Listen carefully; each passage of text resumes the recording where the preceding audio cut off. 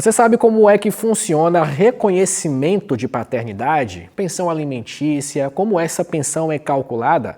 O tema do Tô no Meu Direito de hoje é deveres e direitos dos pais. Nós convidamos a advogada especialista em direito de família, a doutora Camila Machado, que já está aqui conosco no estúdio. Doutora, seja muito bem-vinda ao Tô no Meu Direito. Muito obrigada, Rafa. Eu que agradeço a presença. E assim, uma coisa que eu garanto, que esse episódio vai, assim, tirar dúvidas de muita gente e vai encorajar diversos outros. Essa é a verdade. Inclusive, semana passada, foi comemorado, celebrado o Dia dos Pais. Inclusive, a gente já vai trazer algumas dúvidas com relação a isso. Para começar, doutora, quais são os principais direitos e deveres dos pais? Rafa, quando a gente fala de menor, criança, principalmente, a gente fala sempre que os genitores, eles têm a responsabilidade e o dever de resguardar este menor. Quando a gente fala de resguardar este menor, a gente fala em todos os aspectos de segurança emocional, os aspectos financeiros, os aspectos de apoio educacional, os aspectos de saúde. Então, sempre que a gente fala de menor, a gente fala das responsabilidades que ambos os genitores possuem para fornecer a esses menores uma qualidade de vida segura, saudável, com estabilidade emocional e segurança em todos os aspectos financeiros e especificamente que a gente fala alimentício, é o principal ponto. Com certeza. Com relação ao reconhecimento de paternidade, como é que funciona, doutor? O pai pode reconhecer o filho a qualquer momento?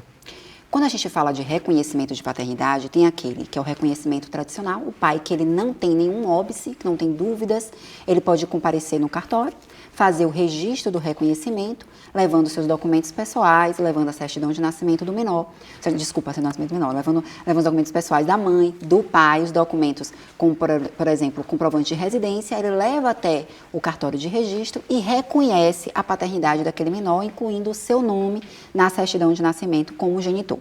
Quando a gente fala também da possibilidade do genitor ter o genitor socioafetivo, é aquela paternidade que o pai, ele não é o pai genético que a gente fala, sanguíneo, mas ele decide ser pai daquela criança. A gente fala do reconhecimento de paternidade socioafetiva. Este também é um procedimento que pode estar sendo realizado, seja através da justiça ou seja através, por exemplo, de auxílios, como, por exemplo, agora que vai ter a Defensoria Pública, ela vai ter um projeto na nossa cidade, por exemplo, dia 22 de agosto, onde vai estar fazendo uma comunidade de pessoas que podem comparecer e fazer o reconhecimento de paternidade, seja ele socioafetiva ou seja ele genético, que a gente fala sanguíneo, E existe também o reconhecimento de paternidade forçado. O que a gente fala na justiça do forçado é aquela genitora, por exemplo, que registrou o seu filho, o filho até então não consta na certidão o nome do pai, o pai se nega, ele alega que não é pai, ele tem dúvidas, e a genitora tem que pleitear na justiça o exame de DNA para confirmar a paternidade, requerendo o seu reconhecimento, que é aquele reconhecimento forçado. Hoje tem a possibilidade, inclusive, pela essa ação que vai ser feita pela Defensoria Pública, agora dia 22, que também até aquele pai que ainda não reconhece o filho, não concorda que ele seja filho, pode estar levando nesta mesma data a genitora, chamando esse genitor, que lá será realizado também o exame de DNA para que possa ser confirmado no momento se é pai ou se não é. Assim, após a confirmação do DNA, já consegue sair com o registro alterado. Já entrando nessa questão do DNA, como é que ele que funciona, quando há uma dúvida por parte do pai, doutora? Normalmente, quando a gente tem aquela dúvida, de fato, onde o pai, inclusive, se nega, por exemplo, tem aquele pai que tem a dúvida, mas ele pode ir para uma campanha dessa da defensoria, aproveitar e fazer DNA. Ou ele pode realmente combinar com a mãe, ir até um laboratório, fazer o exame de DNA de forma tradicional, administrativa, que a gente fala, e dar entrada no requerimento de reconhecimento e comparecendo até no cartório para fazer sua alteração de registro ou mesmo na justiça. Só que quando a gente fala do pai que ele se nega em todos os aspectos, até mesmo a fazer o exame de DNA de uma forma administrativa e de uma forma amigável, a gente tem que forçar através da justiça. O que é forçar através da justiça? É aquele pai que a gente precisa entrar com um processo judicial, requerendo o reconhecimento, pedindo a intimação desse pai e pedindo para que o juízo force esse pai a ir até a justiça para realizar no dia designado o exame de DNA. Se o pai se negar a comparecer, a justiça ela considera como uma confissão tácita e, de fato, ela vai declarar que aquele pai tem a paternidade porque ele não compareceu e se negou. Então, a gente ainda tem essa questão forçada. É uma consequência, né? É uma consequência. É como se fosse a famosa revelia processual. A gente aplica por entendimento junto à justiça em relação ao reconhecimento por não comparecimento. Doutora Camila, qual a diferença entre guarda e direito de convivência? Olha, Rafa, tem uma grande diferença na guarda. Por exemplo, a gente tem a guarda, que ela é a guarda compartilhada, ou muitas vezes a guarda unilateral. Como assim a guarda unilateral? Eu tenho alguns clientes que me perguntam, doutora, eu posso fazer o requerimento de guarda unilateral para o meu filho porque o pai, por exemplo, ele é ausente? Tá. Quando a gente fala de uma guarda unilateral, a gente fala não só da convivência, a gente fala do poder de decisão. O que é poder de decisão? Do menor. Toda e qualquer decisão futura do menor, ela, quando tem uma guarda compartilhada, ela deve ser tomada por ambos os genitores. Como é a decisão futura? Às vezes o menor, ele está hoje com 12, 13 anos e ele quer fazer um intercâmbio, vamos supor, fora do país. Então, a gente precisa de uma decisão conjunta dos genitores quando tem uma guarda compartilhada. Quando é uma guarda unilateral, somente o genitor que detém a guarda que vai decidir sobre esse futuro do menor. Ou então o menor tem 16 anos, ele decide entrar no mercado de trabalho como menor aprendiz. Precisa ter um acordo entre os genitores em relação à possibilidade dessa inserção. Uma alteração, por exemplo, de escola. O menor está estudando na escola A, mas ele decide ir para a escola B porque está vendo que o desempenho do menor está melhor ou está pior. E essa decisão ela vai ser conjunta, se for compartilhada, ou ela vai ser unilateral, se for uma guarda unilateral. Então, o poder de guarda é o poder de decisão do futuro do menor. Em coisas simples, como, por exemplo, internar num hospital, fazer um acompanhamento psicológico ou psicopedagógico, ou uma terapia do menor, se for necessário, deve ser uma decisão tomada em conjunto quando é compartilhado. O direito de convivência já é os dias fixados de convivência do menor com cada um dos genitores. Por exemplo, eu tenho um caso de uma cliente que a gente tem a guarda unilateral. Por quê? Porque o genitor ele reside em outro estado. Foi uma escolha realmente porque existia um conflito entre os genitores, onde existia, por exemplo, Rafa, uma ação que foi entrada pela genitora em relação à ameaça que sofria do genitor. Então, por conta dessa relação, ela se tornava uma relação tão amistosa que dificultava uma decisão sobre o futuro do menor. Às vezes ela queria mudar o menor da escola, mas eles não tinham uma boa relação, não tinha como se comunicar, e aí por conta disso se fez necessário, porque começou a identificar que a ausência de contato dos genitores para uma decisão do menor prejudicava o menor. E aí se foi necessário um deferimento de guarda unilateral diante de toda essa característica. Só que o direito de convivência, ela é um direito inerente e constitucional.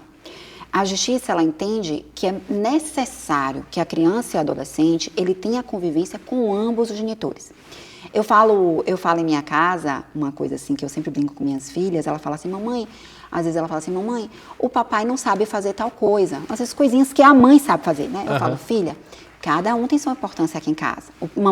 Papai não sabe fazer tal coisa com você, mas a mamãe também não sabe fazer tal coisa que o papai faz.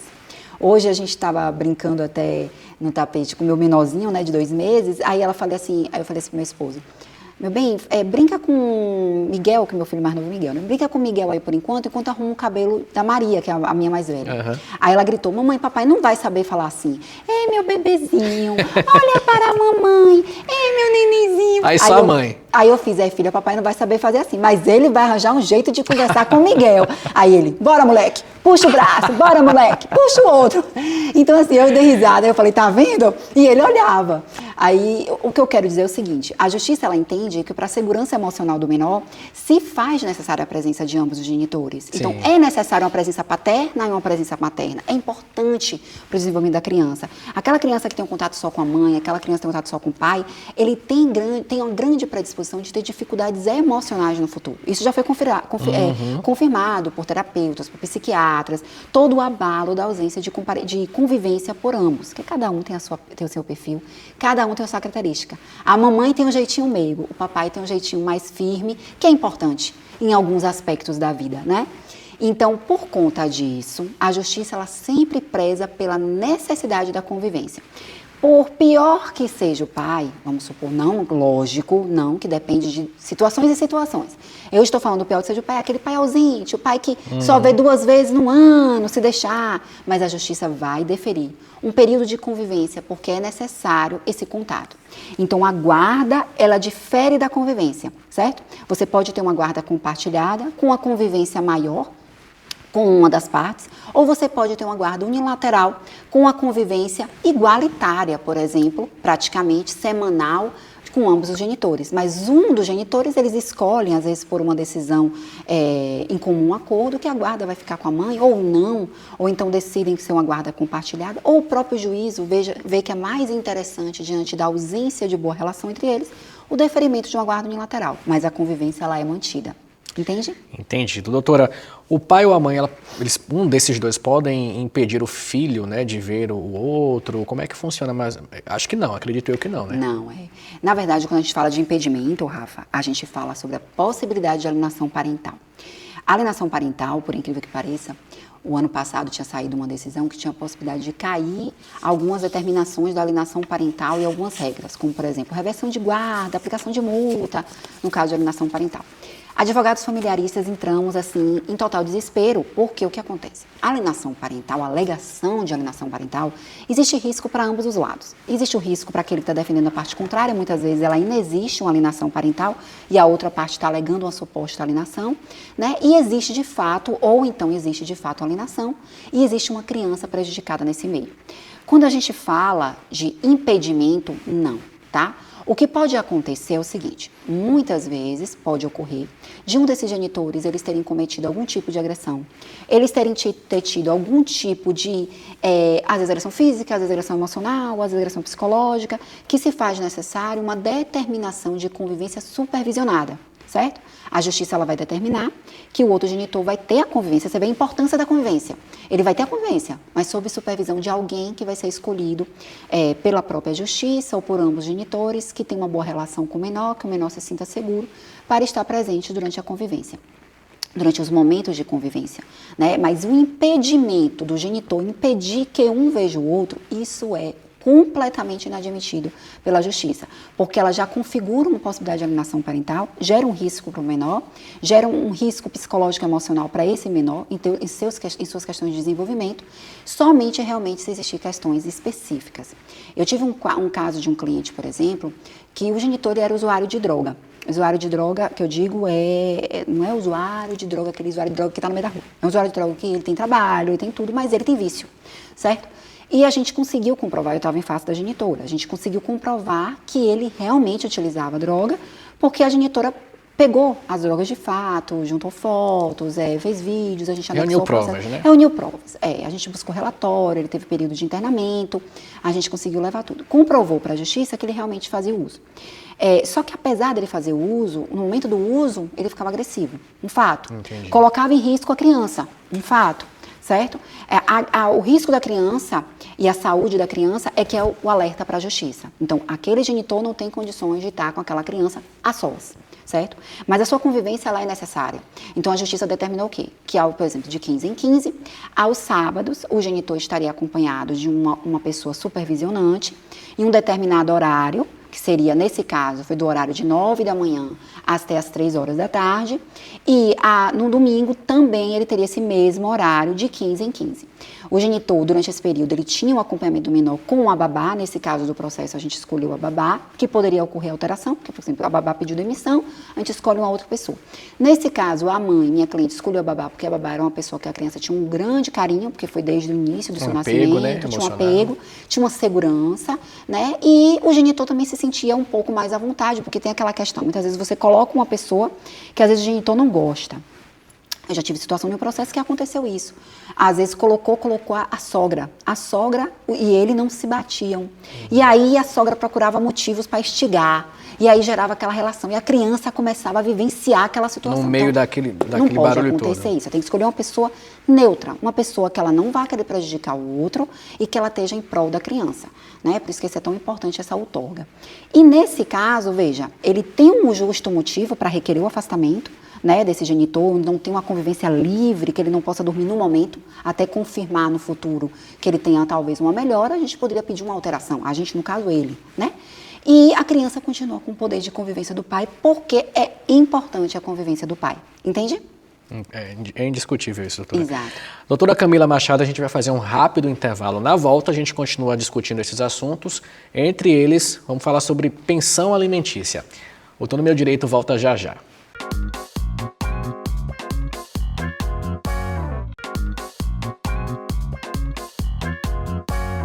De volta com o Tô no Meu Direito, falando sobre deveres e direitos dos pais. Doutora Camila Machado está aqui conosco, especialista em direito de família. Pensão alimentícia, doutora, como é definido esse valor? Existe um percentual fixo para isso? Olha, Rafa, não existe percentual fixo. É um mito, tá? Primeiro. E segundo, é uma principal utilização que a gente utiliza na justiça que se chama do binômio capacidade e necessidade. Necessidade de quem recebe, capacidade de quem paga.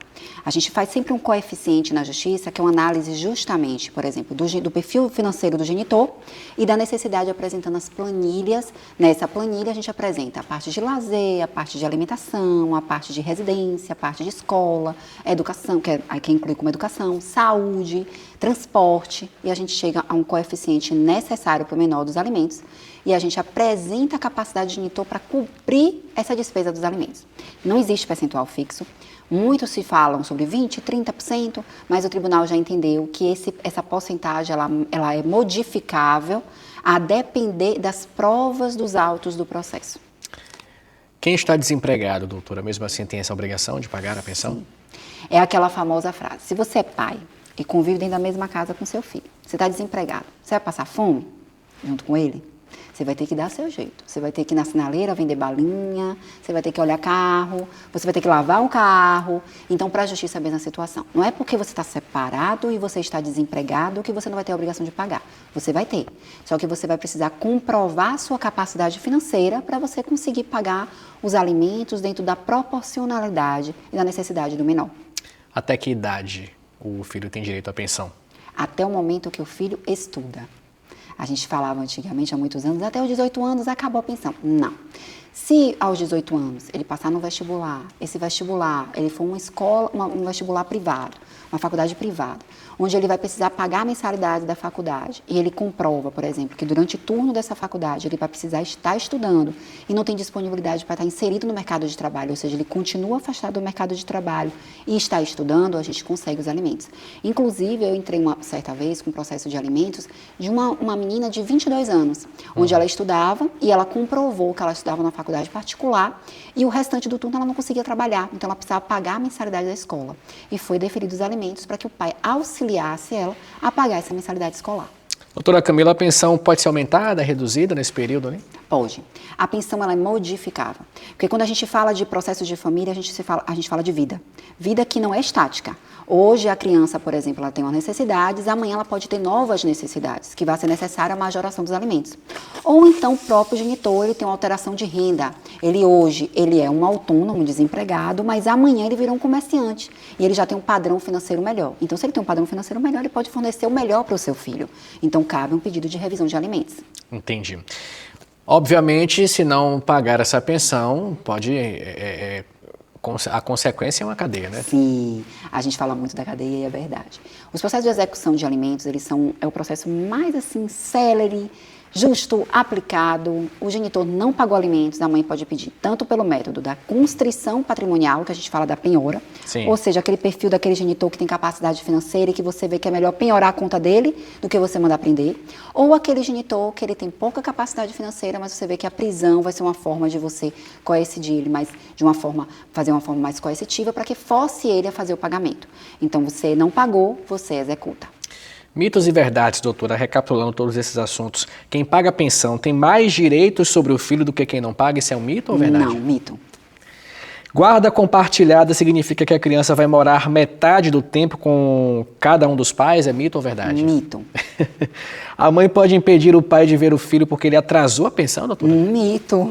De hipótese alguma, né? De hipótese alguma. O pai pode deixar de pagar a pensão se a mãe não deixar que ele veja o filho? Mito, de hipótese nenhuma também. A pensão termina, doutora, automaticamente quando o filho completa 18 anos, né? A senhora já trouxe isso aqui pra gente. É mito ou verdade? Mito. Quem está desempregado nunca precisa pagar a pensão, a gente já esclareceu, né? Mito. Tem a obrigação, nem que ele vá para o sinal vender uma água ali, exatamente. até conseguir um emprego, carteira assinada, né? Ele tem mesmo. essa obrigação, né, doutora? Exatamente. Quantos meses mais ou menos, doutora, ele pode atrasar aquela pensão ou já é de imediato uma cadeia? Não existe isso de meses. Antigamente fazia, espera 3 meses, que com 3 meses você executa. Não, hoje você já pode pedir execução a partir do primeiro vencimento da parcela. Ou seja, venceu hoje. O método escolhido é que vincula 3 meses ou não. Exemplo, quando você determina o pedido de prisão, você precisa de ter 3 meses já em aberto. Quando você pede a constrição, você pode ter 1 mês, a constrição patrimonial. O pai pode reconhecer o filho mesmo depois de adulto? É Sim. mito ou verdade? Isso Não, pode verdade. acontecer, né? Sim. A recusa em fazer o exame de DNA pode ter consequências no processo? Mito ou verdade? Verdade. Quais são essas consequências? Revelia, foi o que eu falei, Pronto. que consequentemente ele é declarado como genitor. A alienação parental pode influenciar as decisões sobre a guarda? Mito ou verdade? Verdade. Verdade. Doutora Camila, suas considerações finais para a gente encerrar mais um episódio do Tô no Meu Direito? A primeira coisa que eu sempre falo, Rafa, e que eu falo principalmente quando eu estou indo nas audiências, é o seguinte: quando você coloca um filho neste mundo, você tinha o poder de escolha. E escolher, por que escolher? Porque hoje nós existimos diversos métodos anticontraceptivos que impedem você colocar um filho ou não neste mundo. Se você escolher correr este risco, não tem por que você fazer um menor sofrer com as consequências por você não ter pensado melhor. Se você colocou um filho nesse mundo, tem as suas responsabilidades como pai, como mãe, e não deixe de o assumir. Saiba que aquela criança um dia vai ser um ser humano, um dia ele já é um ser humano, mas um dia ele vai ser um adulto. Ele vai ser um adulto que as consequências dos seus atos hoje vão influenciar no adulto que ele vai ser amanhã. Por isso, tenha muita responsabilidade das suas escolhas, das suas decisões e assuma o seu papel como pai e como mãe. Satisfeitos com o tema de hoje, né, de deveres e direitos dos pais. Doutora Camila, muito obrigado, viu? Rafa, por ter aceitado o nosso convite. Até uma próxima oportunidade. Até a próxima. O Tô no Meu Direito fica por aqui. Lembrando que este episódio será reprisado na quinta, às 14h, aqui na TV Feira. Até a próxima.